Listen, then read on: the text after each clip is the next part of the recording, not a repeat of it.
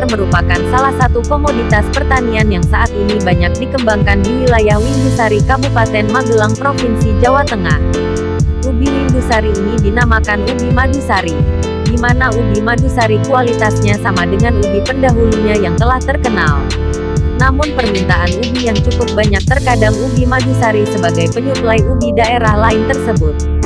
Sehingga ubi madusari sering disangka berasal dari daerah lain dengan nama berbeda, padahal ubi madusari asli ubi Windusari.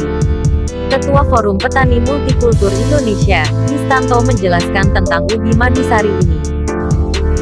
Kita mengadakan pola diversifikasi tanaman atau dengan yang disebut istilah lain itu adalah tumpang sari, sehingga areal persawahan itu di samping ditanami dengan ubi, tapi juga ada yang di daerah ketinggian itu ditanami dengan kopi.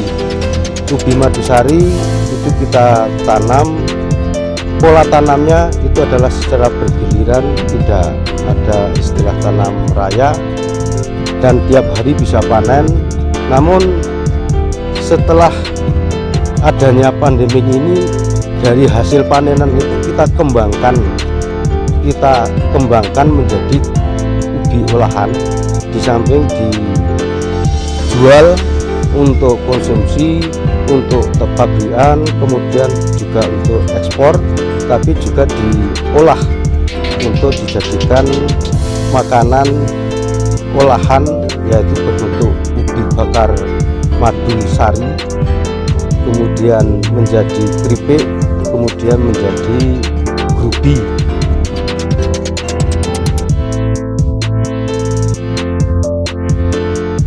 Kini ubi madusari telah mulai banyak dikenal masyarakat, baik di Jawa Tengah, di luar Jawa Tengah, dan bahkan di mancanegara. Ubi madusari mampu meningkatkan taraf ekonomi petani di wilayah Windusari, Kabupaten Magelang, di lereng Gunung Sumbing ini.